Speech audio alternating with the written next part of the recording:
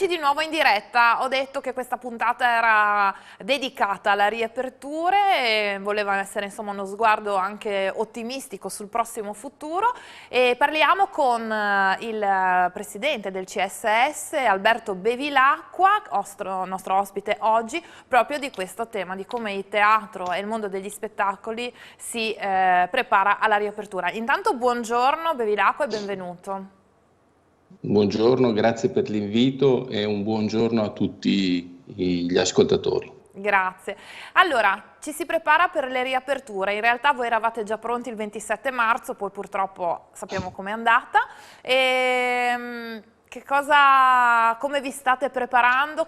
Quali sono le vostre aspettative e insomma che cosa ne pensate di questa bozza?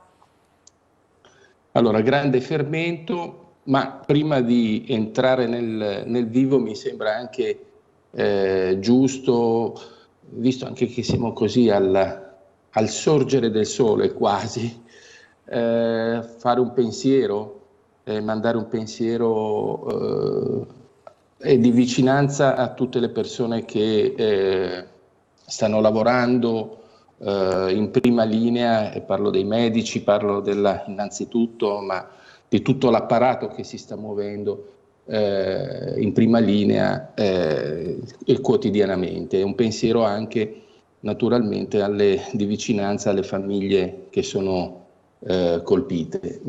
Solo un piccolo particolare che ci riporta, come dire, alla realtà dei fatti, perché la sua domanda è una domanda estremamente stimolante, naturalmente. E la realtà dei fatti è che altre 400 famiglie in Italia sono state colpite tristemente da questa pandemia, e ricordiamoci che è come nel 76 sono decedute 900 persone, come se ogni 3 giorni ci fosse un terremoto in Italia. Ecco, mi permetto di dire questo perché comunque voglio riprendere quello spirito ottimistico in qualche modo che lei mi ha dato come input. Perché vede, la questione è questa. L'agenda la definisce il virus, non la definisce l'uomo, e di questo noi dobbiamo fare un atto di umiltà per capire e per comprendere questa situazione, perché è soltanto attraverso questo atto di umiltà che noi ottimisticamente possiamo affrontare il problema, e farlo attraverso l'unica arma che noi abbiamo a disposizione, che è la nostra ragionevolezza. Ecco, allora oggi sulle pagine dei giornali si vedono tante notizie che sono tra loro molto contrastanti e che di fatto tirano la situazione, tendono la situazione da una parte al desiderio di una ripresa, e dall'altra invece alla constatazione così di una fotografia che certamente è molto allarmante. In tutto questo diciamo che dobbiamo aggrapparci all'unica vera opportunità che noi abbiamo, possibilità che noi abbiamo, e cioè quella di correre laddove e quando possibile alla vaccinazione, perché questa sarà l'unica strada effettiva per ritornare alla normalità che tutti noi vogliamo. Detto questo, siamo in una situazione di incertezza, e questo dobbiamo, in qualche modo, di questo dobbiamo tenerne conto. L'incertezza sappiamo che è la cosa peggiore che può esserci per un'impresa, per una qualunque persona che vuole in qualche modo cercare di costruire qualcosa e prevedere il futuro. Anche qui noi possiamo, come dire, agire con sobrietà e ragionevolezza. Dobbiamo essere pronti per la riapertura. Noi siamo prontissimi, eravamo già pronti il 27 di marzo, lo saremmo anche i primi di maggio. Ho visto su Repubblica il titolo riaperture a partire dal mese di maggio, dal 3 di maggio. Abbiamo già pronti noi, ma anche tutti i nostri colleghi con cui ci sentiamo quotidianamente, siamo già pronti con i programmi che tengono presente naturalmente il rispetto, l'assoluto rispetto delle regole di quelle che Sì, di sono distanziamento, le appunto sedute, di no? distanziamento. Esatto. Dopodiché, Un po' quelle che avevamo già sperimentato l'estate scorsa, con forse qualche insomma, accorgimento, causa varianti e quant'altro, però insomma il modello si potrebbe replicare, si potrà replicare, ecco.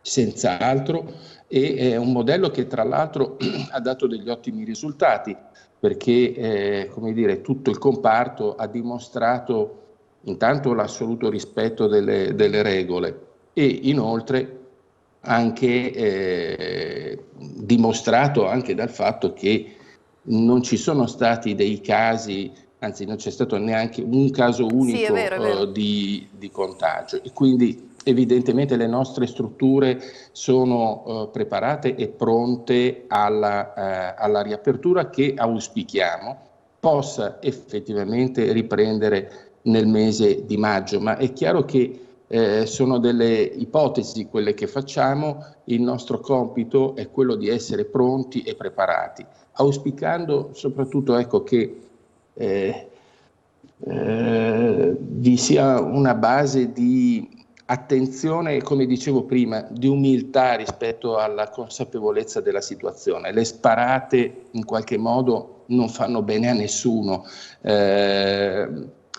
ma anche, come dire, l'ipotesi di fissare una data specifica, come può essere quella dei mondiali di calcio, Sì, l'11 giugno, no, a i Roma. mondiali, Gli gli europei, europei di calcio, gli europei di come calcio. dire, indica che in realtà, cioè, presa così in termini isolati, è un qualche cosa che genera più confusione che non effettivamente un senso di ottimismo come dovrebbe essere, perché giustamente uno si chiede se riapriamo gli stadi perché non riapriamo i teatri, perché non riapriamo i Certo. ristoranti e quant'altro. Bevi Quindi l'acqua. diciamo, La prego. fermo, la fermo perché abbiamo pochissimo tempo ancora a disposizione, però io volevo farle anche una battuta perché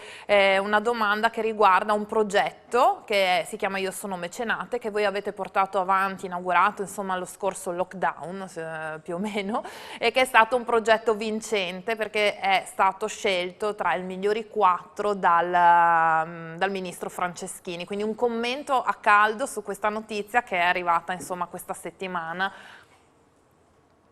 Beh, allora, grande soddisfazione soprattutto perché siamo riusciti a costruire un progetto che ha promosso, non soltanto è stato vincente in sé, ma soprattutto ha promosso questo strumento straordinario e nuovo che è l'Art Bonus.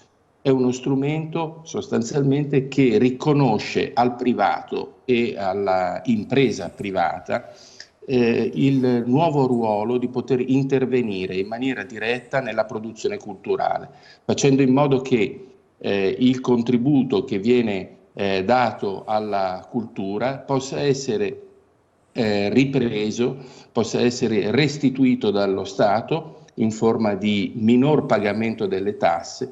E tra l'altro, aggiungo, la nostra regione in particolare sta sostenendo questa nuova azione in maniera molto significativa, perché sostanzialmente di 100 euro che si danno alla cultura, l'85%, grazie all'intervento anche della nostra regione, può essere restituito a chi fa la donazione. Quindi Ok. una prospettiva straordinaria per il mondo della produzione culturale. Perché è un patrimonio che va difeso, coltivato e insomma così. E ha Grazie. bisogno di benzina, il Esatto, fuoco ha bisogno di esatto. legna. Allora, grazie per essere Ok. stato con noi. Noi speriamo presto di poter tornare appunto a teatro, all'aperto, al sicuro e quant'altro, con un messaggio di ottimismo e naturalmente però i piedi ancorati a terra e la realtà di cui lei ha parlato. Grazie per essere stato con noi e ad Alberto Bevilacqua del CSS di Udine. Grazie a voi, Buona grazie con giornata. cuore da parte di tutti.